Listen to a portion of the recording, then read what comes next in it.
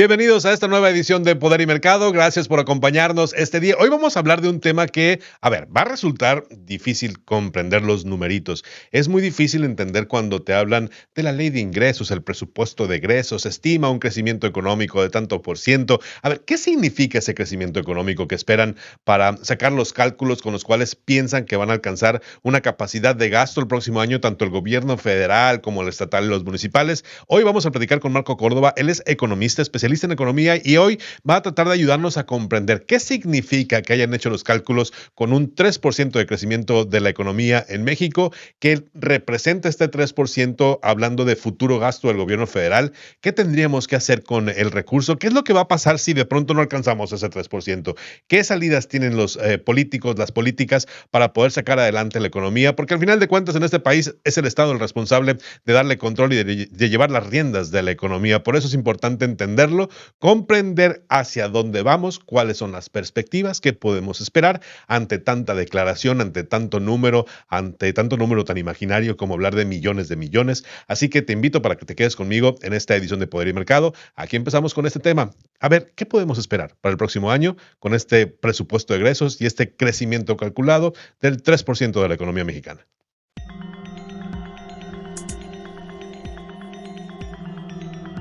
Seguimos en esta edición de Poder y Mercado. Me da mucho gusto contar en esta emisión con un amigo que colabora mucho con Número Uno Noticias cuando necesitamos entender temas complejos de la economía que trascienden al 1 más 1 es 2.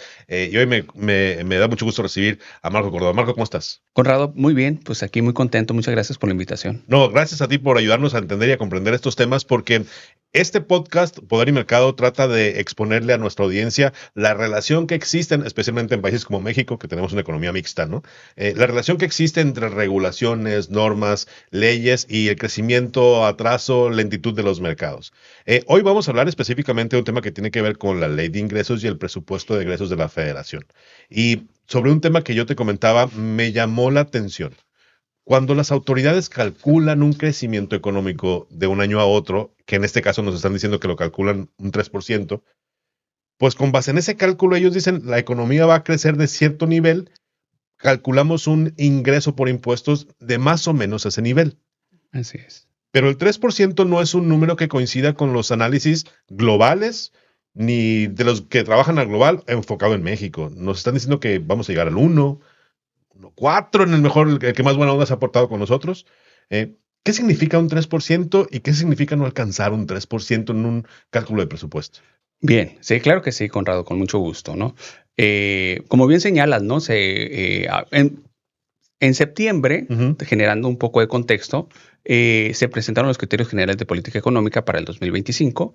Entre ellos está el presupuesto de egresos, el presupuesto de ingresos, los cuales, cuando los realiza la Secretaría de Hacienda, los hace en base a una serie de supuestos. Okay. Una serie de supuestos económicos para el 2025. Es decir, cómo se van a comportar algunas variables económicas o macroeconómicas para el 2025. En base de estos supuestos o previsiones es que construyen lo que es el presupuesto de egresos y el presupuesto de ingresos. Okay. Uno de esos supuestos, ¿sí?, o previsiones es que la economía mexicana el 2025 va a crecer un 3%. Okay. ¿Sí? Y esto es importante, o sea, porque es relevante conocer esta previsión, ¿sí? Porque los ingresos que obtiene el gobierno federal, gran parte son tributarios, o sea, el pago de impuestos, específicamente el impuesto sobre la renta, el impuesto sobre el ingreso. ¿Sí? Entonces, si la economía tiene un crecimiento, eso implica que va a generar empleo, que va a haber ganancia por parte de las empresas. Y en ese sentido, pues se va a estar pagando un impuesto sobre la renta. Entre más crezca la economía, ¿sí?, pues mayor impuesto pagan los trabajadores, el impuesto sobre la renta, también las empresas que están generando mayor venta y tienen mayores ingresos.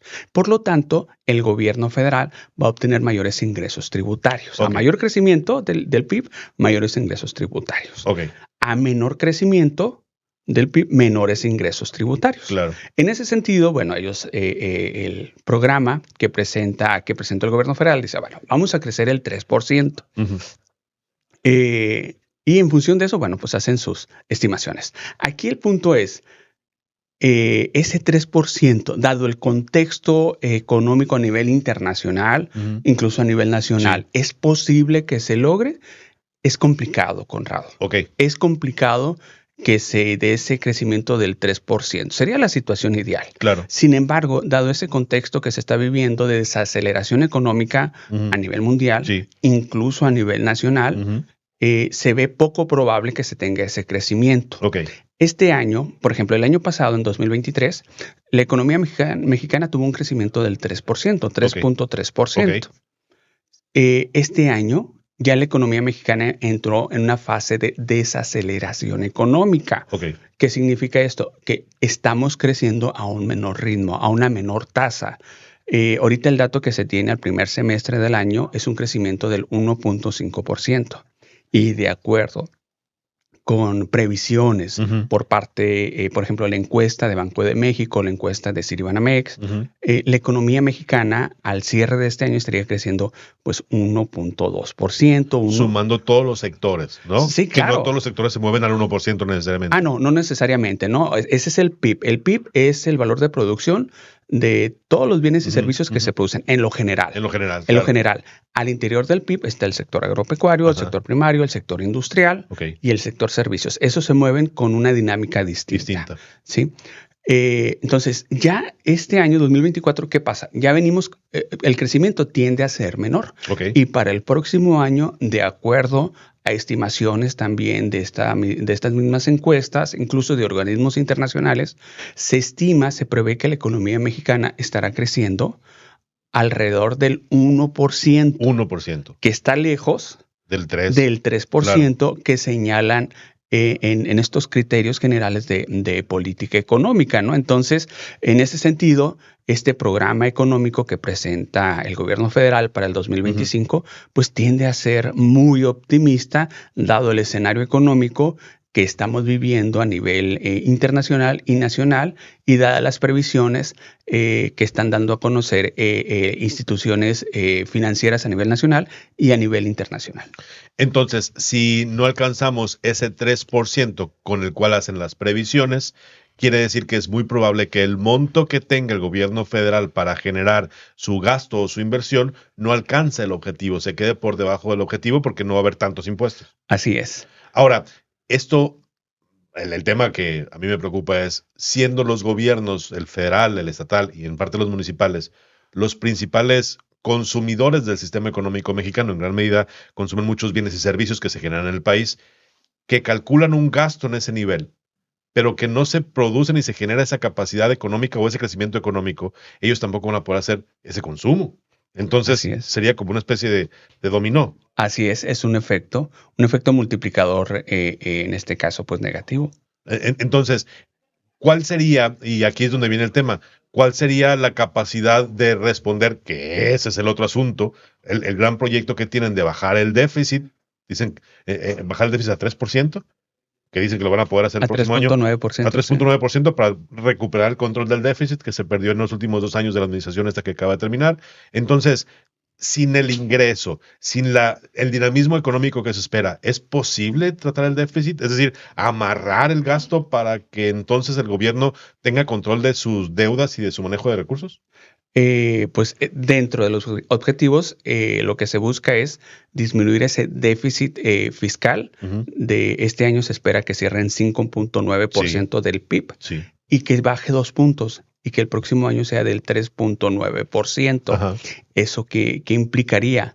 Ajustar el gasto a la baja. De hecho, el gasto en términos reales va a tener una caída el próximo año Ok. del 3.3% con respecto al 2024. Ok. Sí, entonces, en ese sentido, ya con este programa, el gasto público en términos reales, Ujú. sí, está disminuyendo. Ok. Entonces, en ese sentido, el impacto que tendría el gasto público en la actividad económica a nivel nacional, pues va a ser mucho menor en 2025 con respecto al 2024, con la previsión del 3%. Sí, claro. Ahora, Si en 2025 el crecimiento es del 1%, el gobierno federal va a tener que ajustar, sí, va a tener que ajustar lo más probable su gasto. Sí, si ya lo ajustó, si ya en el programa ya está ajustado a la baja, lo más probable es que tienda a ajustarlo más hacia la baja. Ok, ¿sí? a apretarse más en el gasto. Apretar más el cinturón, ¿sí? Y eso pues implica menos recursos, menos consumo por parte del gobierno, de los gobiernos federales, de los gobiernos estatales y municipales a la economía. Entonces, ¿eso qué implica? Pues un efecto o un menor impacto del gasto al crecimiento económico. Ahora, si no tengo yo esa capacidad para mantener la inversión buscando el ahorro, pero además no tengo yo la posibilidad de aumentar mis ingresos, que supongo que eso también ayudaría a disminuir el déficit, no porque baja la deuda, sino porque aumenta el PIB, ¿no? Sí. Entonces, si yo no tengo ese crecimiento de la riqueza en México y al mismo tiempo no tengo ese nivel de ingresos, ¿es suficiente amarrarte el cinturón como lo tienen previsto para alcanzar el 3.9? Otra opción sería buscar fuentes de financiamiento, o sea, buscar más ingresos. ¿Sí? Buscar más ingresos vía deuda. Por eso tienen estas solicitudes, casi 2 billones de pesos de deuda. De deuda, así es. Sí, otra opción sería, bueno, no están llegando los ingresos tributarios como se estaba estimando. Entonces, ¿cuál podría ser otra fuente de ingreso por parte del gobierno federal? La emisión de deuda. Sí, la emisión de deuda es otra fuente de ingreso válida. Sí, claro, todos los gobiernos lo hacen, Sí, totalmente válida. Entonces, podría ser otra fuente de financiamiento por parte del gobierno federal, ¿no? Utilizar ahí pues un mayor incremento de emisión de deuda, puede ser a nivel internacional o a nivel nacional, y con ello obtener los ingresos.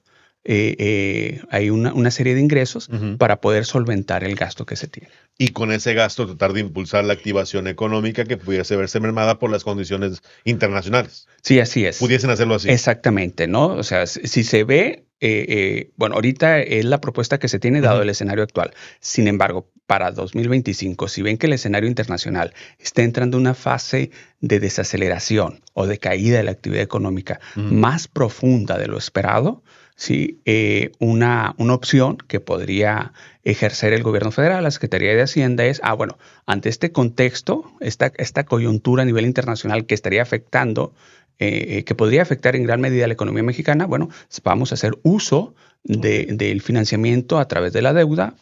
Hay organismos internacionales, el Banco Mundial, que tiene líneas de crédito accesible, y con ello poder solventar una mayor caída. Ahora, la pregunta que automáticamente surge cuando uno escucha el tema de la inversión pública y de estos la danza de los miles de los millones de inversión pública. Me llamó mucho la atención lo que pasó en ese sexenio con la inversión de Dos Bocas. El Estado que recibe Dos Bocas y que recibe estos 20,000 millones de dólares de inversión en total, tuvo un crecimiento del PIB histórico nunca antes visto, pero se acabó Dos Bocas y la caída fue estrepitosa en su generación de riqueza. A ver, ¿cómo hacer para que esta inversión que pueda hacer a lo mejor el Estado mexicano para impulsar la economía con deuda no se convierta en, es que es como llamará de petate, ¿no? O elefantes blancos. O elefantes blancos. Porque me preocupa que podamos recuperar con estos 2 billones, casi 2 billones de deuda, el impulso un poquito económico el año que viene, pero que después se convierta en un globo que solamente explota al final. Claro. Muy interesante, Conrado. Aquí el gobierno dice, bueno, se invierte. Sí. Pero esa inversión, lo que se sugiere es fortalecer la infraestructura. La infraestructura productiva de las regiones. ¿Sí? Con el objetivo de que la inversión privada ¿sí? vea condiciones adecuadas para que se establezca.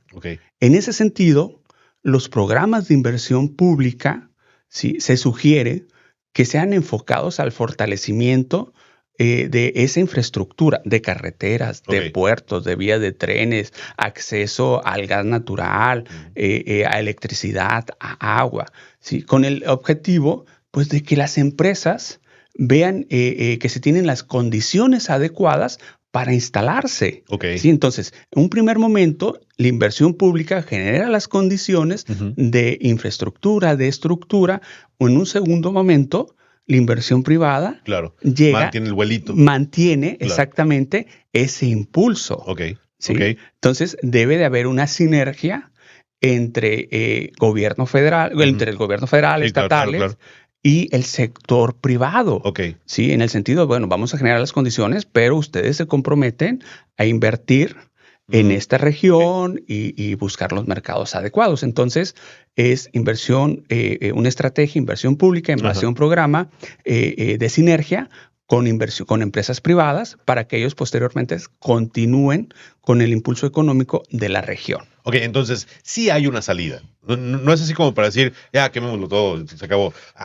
Aunque las condiciones son adversas en general y los análisis nos dicen que hay que tener precaución el próximo año, Sí.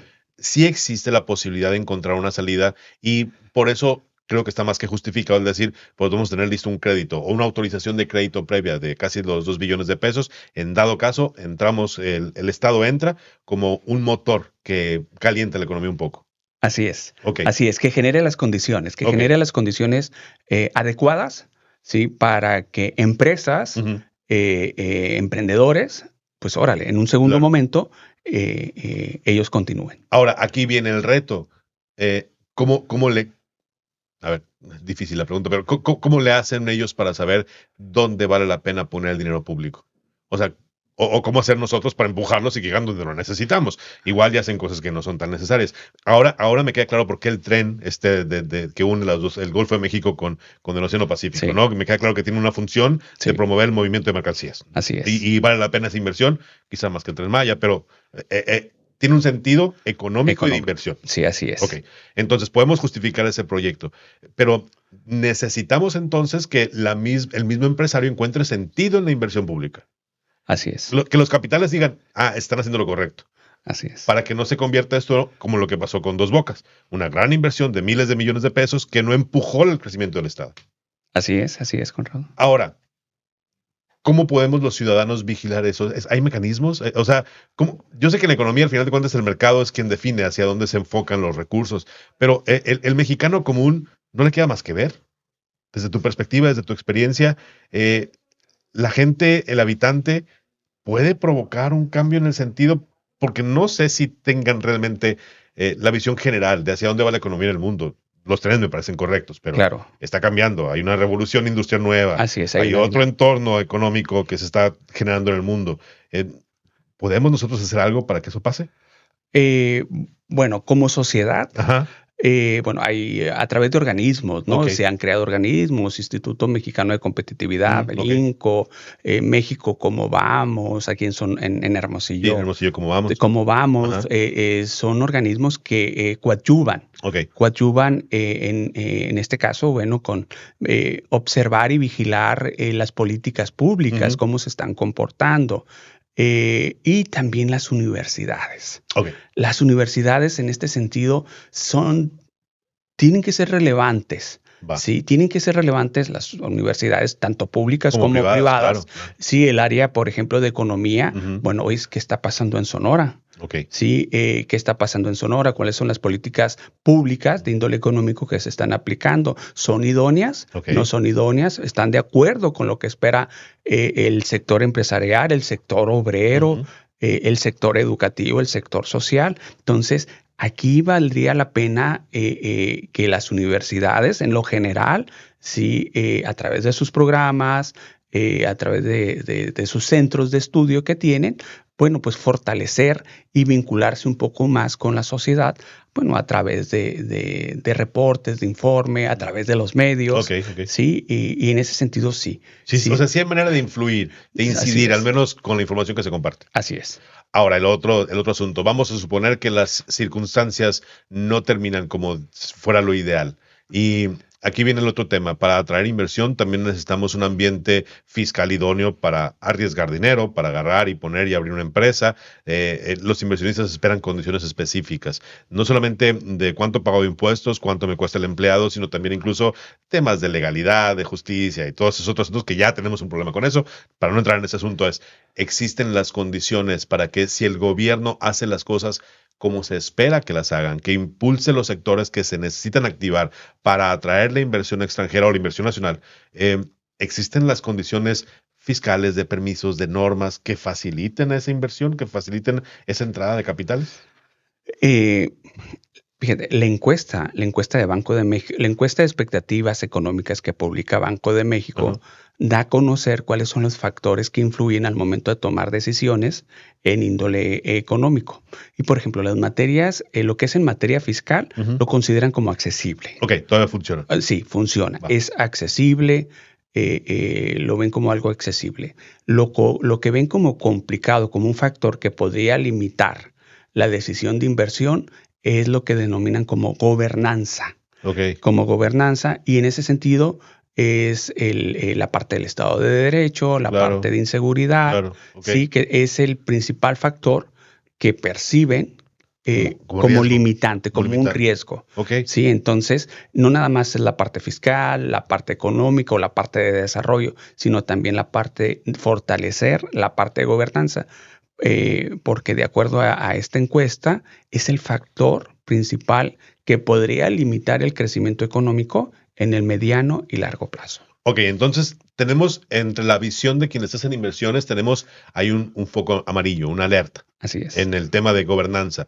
Me imagino que se incluye ahí la relación entre los poderes, ¿no? Este Así juego es. triquiñuelo que tuvimos estas últimas semanas, me imagino que ahí va la percepción de qué va a pasar con el Poder Judicial, qué va a pasar con la seguridad pública. Este cambio que estamos haciendo a lo mejor cambia un poquito la percepción. Sí. Estas modificaciones legales para generar una Secretaría de Seguridad Pública que realmente funcione. Entonces, se está trabajando también en ese punto. Ahora, si las circunstancias se complican económicamente y el Estado mexicano recibe menos ingresos, me preocupa mucho que entre quienes toman las decisiones de las políticas fiscales existe esta visión extraña de que a mayor ingreso del Estado se mejoran mejores condiciones de bienestar. Entonces, que el próximo año, porque incluso yo lo he mencionado, le entren a una política fiscal. A modificar la política fiscal. Y entonces esta opción de decir todavía podemos pagar tus permisos, tus impuestos y tus costos de gobierno cambie. Existe ese riesgo. Yo veo ese riesgo ante el ambiente político y la ideología que predomina en el ambiente político hoy. ¿Sería buena idea entrarle el próximo año a un análisis de una reforma fiscal que complique un poco el tema de capitalizarte, mantener las buenas condiciones y la salud financiera de una empresa? Claro, no se sugiere, Conrado. Ok. No se sugiere. ¿Por qué? Bueno, porque si se habla de una reforma fiscal, el próximo año sería apretar, ¿sí? Una Ok. reforma fiscal donde se estaría, lo más probable, incrementando la parte tributaria. Ok. Podría ser las personas físicas, las personas morales. Y el próximo año se espera que la economía tienda a desacelerarse. Ok. ¿Sí? Y en ese sentido, si se llega a aplicar una reforma fiscal tributaria donde se apriete más donde se incrementen los impuestos. Claro, que se complique más hacer negocio. Claro, pues ¿qué va a pasar? Esa desaceleración económica se puede convertir en una caída, en una crisis económica. Ok. Sí, entonces, ante un escenario de desaceleración económica o de una posible caída económica, no se sugiere llevar a cabo una reforma fiscal restrictiva, es decir, incrementos de impuestos. Sería válida si fuera lo contrario. Si tuviéramos un crecimiento económico que esté dando la posibilidad de que aumente mucha inversión, exactamente, que todo el mundo quiera venirse a México. Exactamente. Okay. Si tuviéramos las condiciones, estamos creciendo un 4 o 5%, okay. Bueno, sí hay las condiciones idóneas para hacer una reforma fiscal que fortalezca el sistema tributario y los ingresos de nuestro país. Okay. Sí, eso es claro que sí.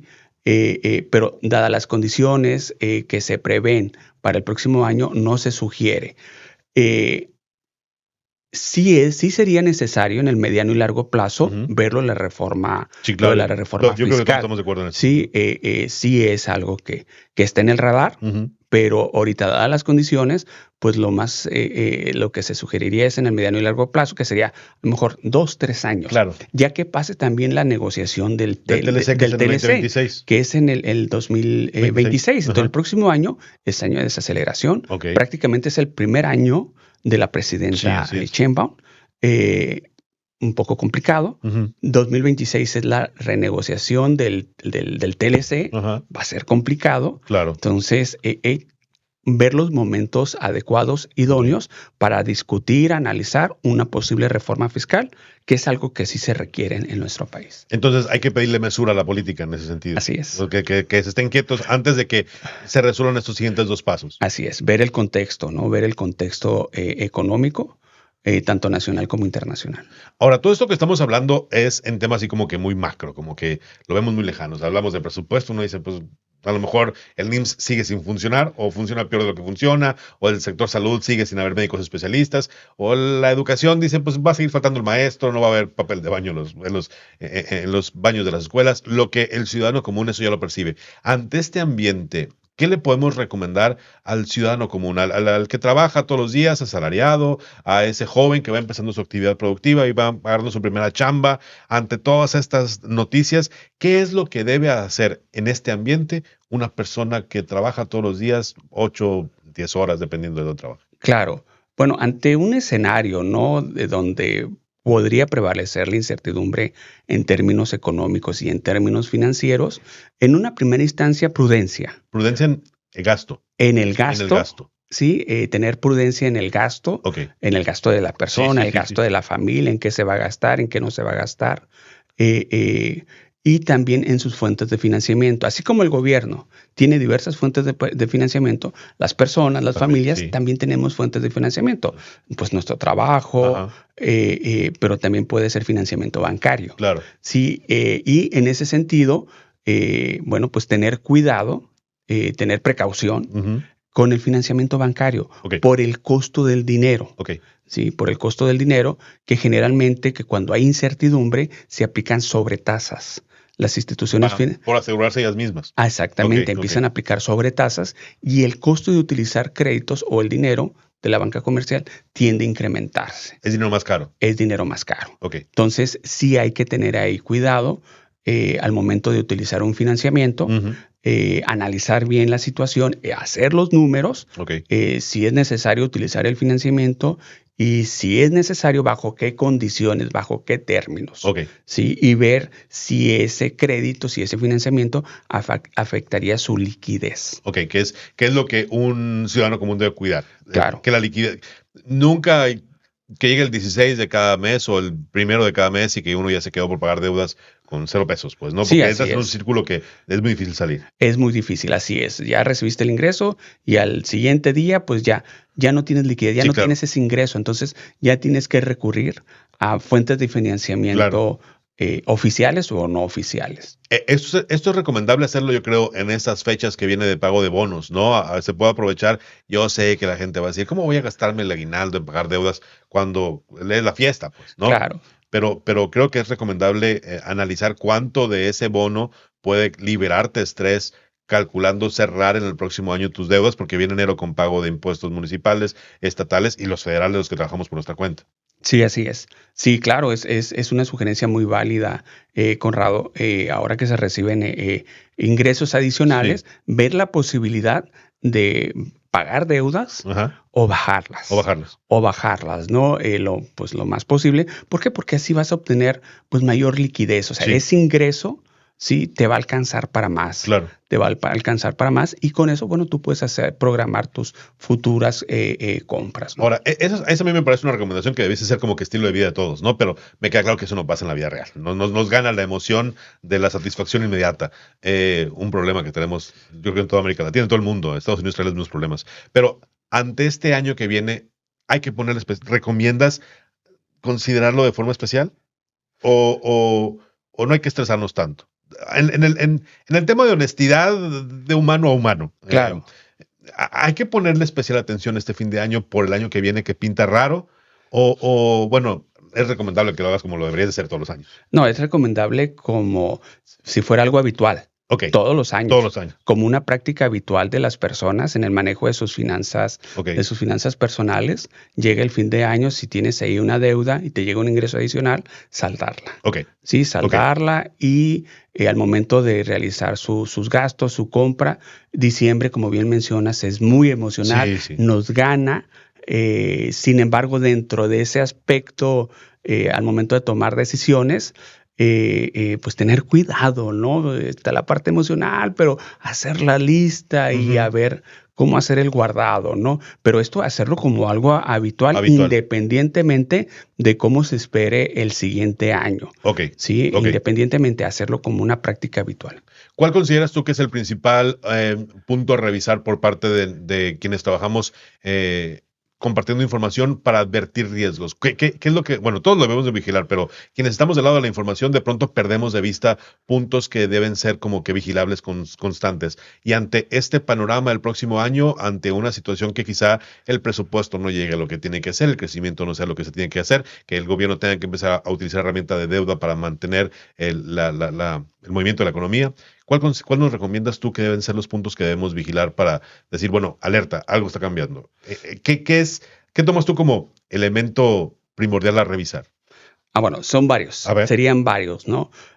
Uno de ellos es, por ejemplo, el comportamiento del empleo. Ok. El comportamiento. Si vemos que el empleo su comportamiento tiende a la baja, si el comportamiento está creciendo menos el empleo, aguas, algo está sucediendo. ¿Eso es equivalente a hablar de la informalidad? O sea, de ambas, de la formalidad y de la informalidad. Ok, porque de pronto en México, como vamos, maneja un estándar que es de informalidad. Sí. La informalidad se ha ido incrementando. Sí. Mal o bien, eso es una manera de sobrevivir, digo, es un empleo. Así es. Que aumente la informalidad no quiere decir que sea a vigilarle, o sí. O sea, sí debo ver yo la informalidad como un elemento de alerta.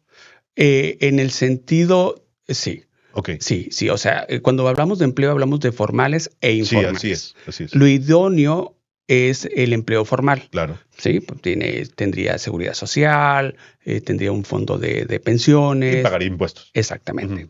Sí, y el informal, bueno, solamente tiene el ingreso. Así es. Tiene un ingreso. Entonces, cuando el empleo formal está disminuyendo y por lo tanto el empleo informal está creciendo, ¿qué implica? Que las empresas formales están, pues están despidiendo. O están creando menos empleo. Y si una empresa, o en su conjunto las empresas, generan menos empleo, ¿qué pasa? Es que sus ventas tienden a bajar. Y por lo tanto su producción también tiende a bajar. ¿Sí? Entonces, que el empleo tiende a disminuir es una señal de que la economía, o sea, en el aparato productivo, algo está ocurriendo.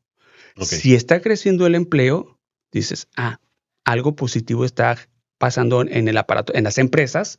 ¿Por qué? Porque están contratando más. Sí, entonces, uno de ellos es el empleo. Si vemos que el empleo está disminuyendo, ¿sí?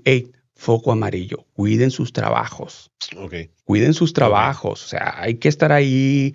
A lo mejor no es momento de cambiar trabajo porque el contexto no es el adecuado. Sí, entonces, cuiden su trabajo. Entonces el empleo hay que vigilar. El empleo es uno de ellos. Y por lo tanto, el PIB, ¿no? El comportamiento del PIB. Si el PIB está creciendo, o sea, las empresas producen más, venden más y generan más empleo. Es la manera más fácil de explicar el PIB, ¿no? Porque luego es un concepto muy extraño, pero lo que significa es que estamos generando más bienes, más servicios, más productos. Exactamente. Hay más chamba. Hay más chamba, exactamente. Entonces, el PIB, o sea, la producción de las empresas en conjunto, la generación de empleos, la inflación. Bueno, ese tema también es la inflación. Sí, de acuerdo con el Banco de México, que es el Banco Central, el objetivo es que la inflación sea del 3% cada año.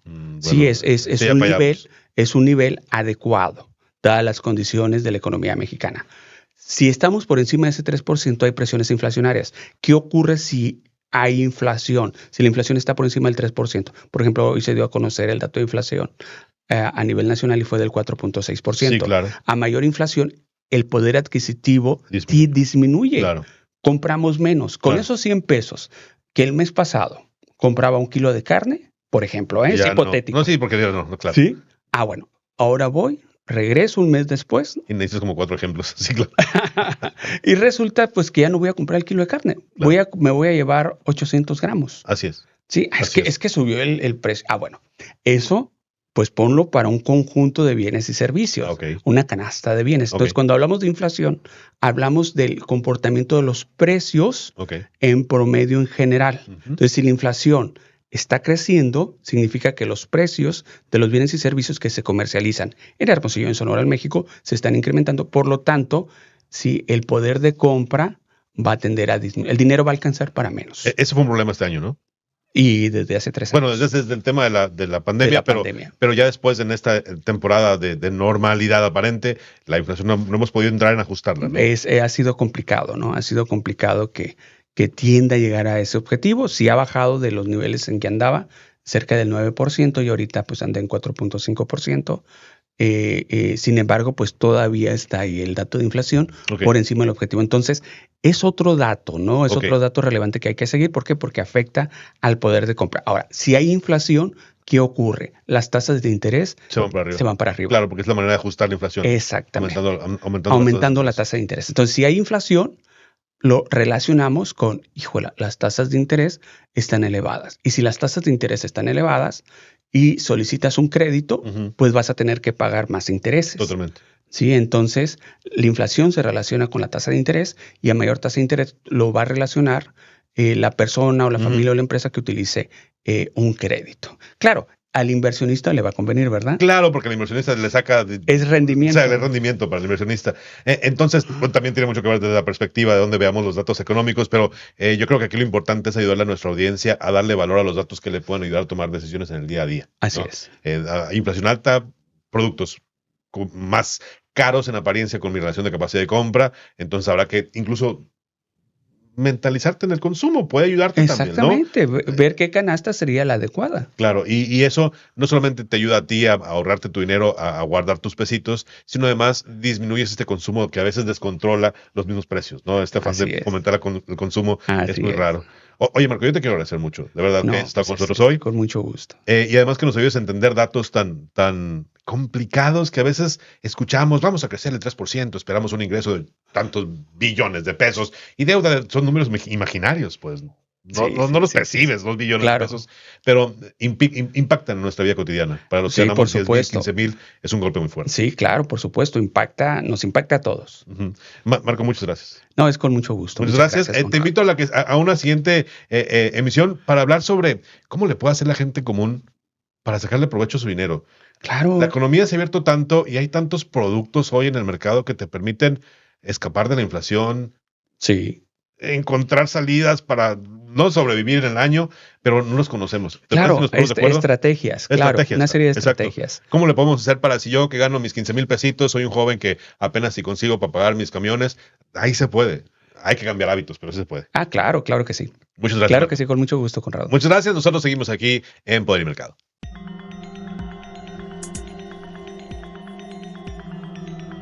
Ojalá que te haya gustado esta información, ojalá que te sea de utilidad esta información, porque lejos de hablar de política, de que si están correctos o incorrectos, lo que necesitamos saber es que todas estas son decisiones que nuestra sociedad política está construyendo y que con ellas van a llevar las riendas de la economía durante el próximo 2025. ¿Esto tiene impacto en nuestras vidas como ciudadanos mexicanos? Sí. ¿Qué podemos hacer? Ojalá que te hayan servido las recomendaciones de Marco para que le puedas hacer frente a este año que viene, y ojalá que te sirva también estas recomendaciones para planear mejor tu gasto en esta temporada que iniciamos, fin de año y el próximo inicio del 2025. Yo me voy, pero te quiero invitar. Recuerda, todos los días síguenos en Bura Multimedia. Si puedes activar las notificaciones ahí en la campanita, sería muy valioso para nosotros porque te enterarías de cada vez que subimos un video. Yo te espero en la próxima edición de Poder y Mercado. Muchas gracias. Adiós.